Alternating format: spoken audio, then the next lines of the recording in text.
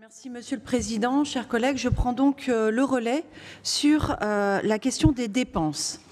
Hier, vous avez bien mis en avant dans vos présentations des politiques départementales qui verront leur budget en hausse. Beaucoup moins les coupes budgétaires. Et c'est surtout sur ces domaines que nous avons pointé nos interventions d'hier dans l'opposition. La culture, l'insertion, l'éducation, l'environnement sont donc les premiers à faire les frais de la recherche d'économies dans les dépenses du département. Voilà comment le département du Nord prépare l'avenir. Plusieurs d'entre vous ont rappelé le contexte budgétaire dans lequel nous sommes. Pas d'autonomie fiscale, des dépenses obligatoires non compensées, des recettes en baisse, et j'ajoute l'État confronté aux mêmes indicateurs sur la croissance et qui va immanquablement demander aux collectivités locales de faire des économies. Et des économies dans les collectivités locales, on sait que c'est dégrader les services publics de proximité. Et pourtant, ce budget nous donne plutôt un message de continuité. C'est comme s'il disait « Ne vous inquiétez pas, ça va bien se passer.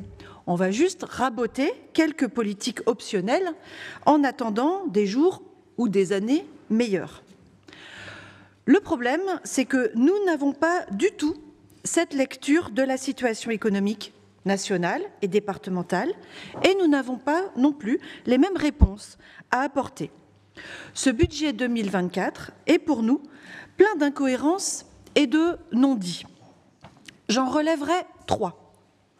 Premièrement, est-ce que vous pensez toujours à la culture de la recette? Parce que parmi les dépenses programmées, il y a toujours des études pour des projets d'infrastructures routières qui ne sont pas financés. Pas financés par l'État, la région, dans le cadre du CPER, des projets qui devront donc être payés à 100% par le département. Est-ce bien raisonnable? Pardon. Oh, ok. Ah, pardon, je me suis perdue dans mes documents, là. J'ai pas mis mes fiches dans l'ordre, excusez-moi. J'ai pas mes fiches, il manque une partie.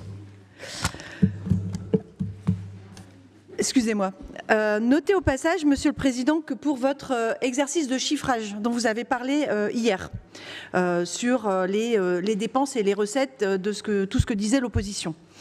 Pour nous, le budget infrastructure du département doit servir uniquement à la politique de maintenance des routes pour leur sécurisation ou au réseau cyclable. Alors vous pouvez utiliser politiquement des souffrances humaines comme l'a fait M. Belval hier. Ça ne prend pas. Vous n'avez pas le monopole du cœur, lui aurait-on répondu en d'autres temps. Pour nous, il faut un moratoire sur les routes nouvelles ou les passages en 2 fois 2 voies. Et ainsi, nous dégagerions les marges de manœuvre budgétaires nécessaires pour financer nos politiques sociales, culturelles et de transition écologique. À l'inverse, alors que malheureusement le fonds vert de l'État est bien imputé cette année, et en cela je ne suis pas en désaccord avec ce que vous avez dit hier sur le fonds vert, Monsieur le Président, hélas, mais il reste quand même un domaine où il est possible de bénéficier de ces financements, si on en croit les annonces ministérielles, c'est tout ce qui va dans le sens de la stratégie nationale pour la biodiversité. Aubaine pour le département du Nord qui a tant à faire et qui a initié justement des politiques remarquables autour de la protection des espaces naturels, de la biodiversité ou de la renaturation. Divers aspects qui nous sont présentés régulièrement dans le comité de pilotage Nord Durable, et je remercie d'ailleurs Monsieur le Vice-président Patrick Valois de nous rendre compte dans une démarche ouverte et transparente de toutes ces politiques. Hélas, les budgets sur l'environnement sont en baisse. Alors le deuxième point, les dépenses d'investissement ADVB PTS, donc les aides aux projets des communes et aux projets des territoires. Je sais que nous ne sommes pas d'accord sur ce point, mais vous nous accorderez au moins de n'avoir jamais varié. Il faut des critères pour nous. Et nous avons vu apparaître... Ça vous fait rire? Ouais. Alors... C'est nerveux. C'est-à-dire que vous n'ayez pas changé, non, je suis conscient. Vous n'avez pas changé, on est tous d'accord là. Bah, vous ne changerez pas, mais c'est bon. Allez-y, allez-y. Continuez votre intervention. On ne vous perturbe pas, s'il vous plaît. Ok. J'ai l'impression quand même que dans cette majorité, il y a parfois des lignes qui bougent quand j'entends certains d'entre vous dire qu'on va y venir aux critères. Hein, c'est des échanges qu'on a tout à fait intéressants qu'on a eu au dernier COPIL Nord Durable. Je ne sais pas comment ce sera retraduit au compte rendu. En tout cas, nous avons vu apparaître d'un très bon œil des incitations comme le bonus Nord Durable ou la DVB énergie. C'est le moment peut-être d'aller plus loin et d'arrêter aussi de soutenir des projets d'infrastructures inadaptés aux affres du climat futur. La question qu'il faut se poser, c'est de quoi avons-nous besoin à plus 4 degrés? Et pour nous, c'est la seule question qui vaille pour déterminer notre politique d'investissement. Et si je parle de la discussion qu'on a eue sur les critères et qui me semblait voilà, aller dans le bon sens en COPIL de Nord Durable, c'est aussi parce que j'ai bien compris le souci qui était émis dans votre majorité, qui est de ne pas exclure des communes qui n'auraient pas la même sensibilité à ces questions. Ok, mais dans ce cas, que fait-on pour renforcer l'ingénierie territoriale au service de ces communes? Il faudrait, de notre point de vue, et si l'idée est de n'exclure personne, apporter des solutions d'accompagnement pour qualifier les projets et les rendre justement éligibles, en quelque sorte, aux critères du bonus Nord Durable. Nos services d'ingénierie savent faire, que ce soit au sein du département, ou bien avec INOR, les agences d'urbanisme, la mission bassin minier, le CAUE, nous ne manquons pas de compétences. Dans une précédente période compliquée pour les finances des collectivités locales, on entendait une petite musique qui recommandait de ne soutenir que les investissements dans des projets qui n'engendraient pas de dépenses de fonctionnement. Bon, c'est critère comme un autre. Aujourd'hui, la règle devrait être plutôt de ne soutenir que les investissements qui réduisent nos consommations énergétiques et nos productions de gaz à effet de serre, que des investissements adaptés à un climat à plus 4 degrés. Alors, dans ce domaine, pour le coup, il ne s'agit pas de trouver un moyen de faire des économies, car l'ampleur de la tâche est immense et il ne faudrait pas que ce mur des investissements pour la transition écologique nous tétanise et nous empêche d'avancer.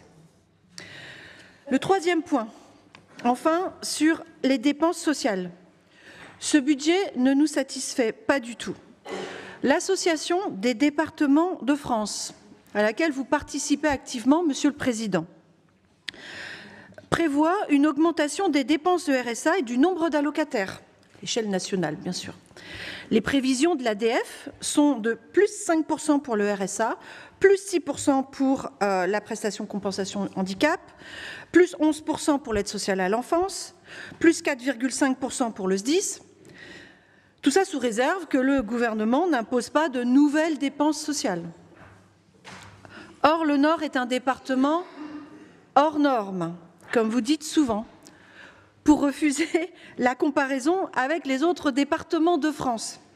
Permettez-nous cependant de douter sur le RSA qu'on s'éloigne autant de la trajectoire nationale. Est-ce bien réaliste de prévoir une baisse des dépenses de RSA?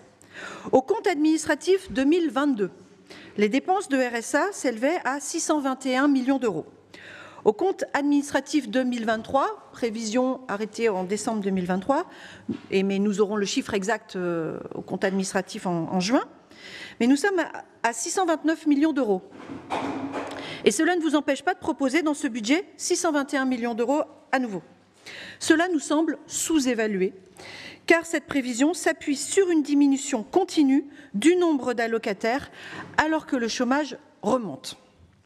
Et surtout, alors que les financements de l'État pour l'expérimentation France Travail vont diminuer considérablement, pas en 2024, mais en 2025.